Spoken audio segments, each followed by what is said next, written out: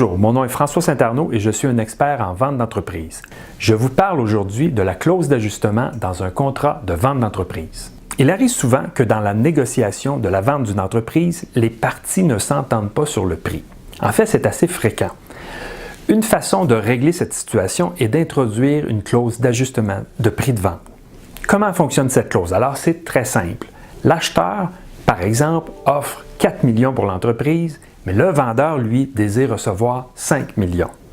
La raison pour laquelle le vendeur veut vendre 5 millions son entreprise, c'est que cette année est très bonne et il prévoit que l'année prochaine, les ventes vont encore augmenter. De son côté, l'acheteur, lui, considère qu'il doit baser son prix de vente sur l'historique de l'entreprise. Dans un tel cas, il est donc possible d'introduire la clause d'ajustement de prix de vente, qu'on appelle aussi en anglais la clause earn-out.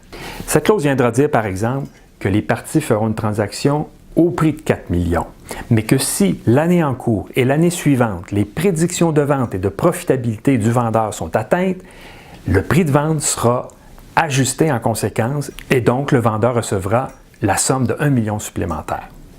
Ça peut paraître simple à expliquer comme ça en quelques minutes. Par contre, la rédaction et la négociation d'une telle clause sont compliquées.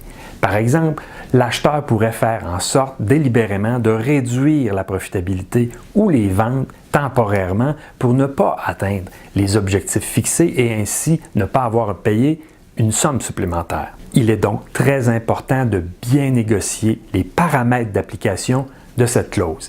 D'ailleurs, il pourrait être nécessaire d'introduire une clause d'arbitrage, c'est-à-dire qu'il y aurait une firme comptable externe qui viendrait déterminer si les objectifs sont atteints et, en cas de désaccord entre les parties sur les conclusions de cette firme-là, un processus d'arbitrage pourrait être mis en place. Également, il faut prévoir comment sera traité de façon fiscale le prix de vente supplémentaire.